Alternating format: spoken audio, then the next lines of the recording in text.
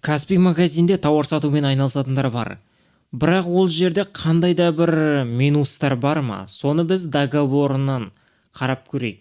Әрине ол жердегі жазылған ақпаратты біз түсінбеуіміз мүмкін, сондықтан мен ол үшін жасанды интеллектіні қолданамын. ChatGPT арқылы біз кез келген PDF документке анализ жасай аламыз. Біз емес, енді оны бізге жасанды интеллект өзі істеп береді. Ол үшін мен ChatGPT-ді ашамын. Және Каспий магазиннің мына жерге договорын жүктеймін.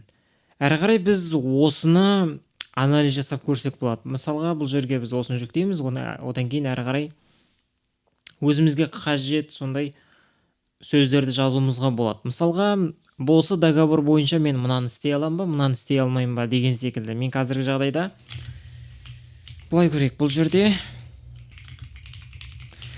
здесь какой-нибудь подводные камни деп жаздым. Енді қате жазсаңыз да түсіне береді.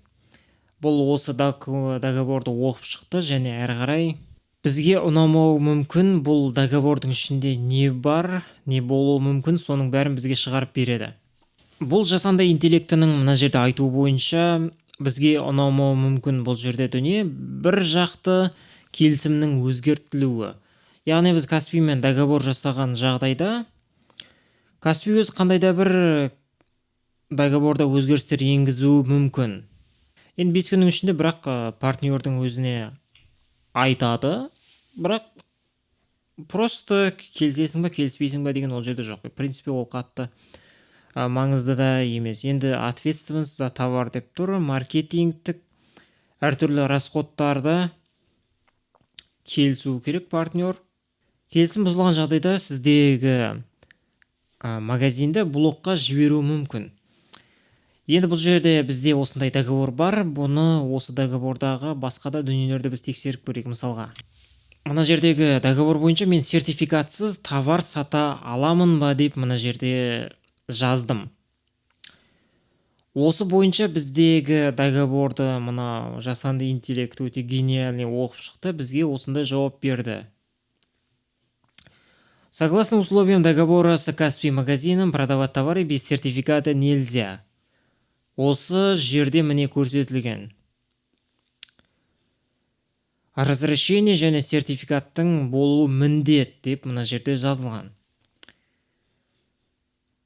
Әрине, бұл тұтынушылар үшін әрине өте пайдалы. Қандай товарларды, яғни Каспий магазинде сатуға болмайды. Айтып тұрғанымдай, бұл мына жердегі договорда не бар, сіз соның бәрін сұрасаңыз болады мына жерде. Өзіңіз оқып отырмай, енді ол түсініксіз тілде жазылуы мүмкін, немесе кейбір заттары дұрыс анық емес болуы мүмкін деген секілді. Товар без сертификат. Сертификатсыз товар сатуға болмайды.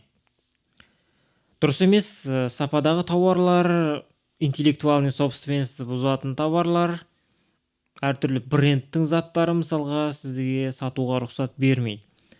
Одан кейін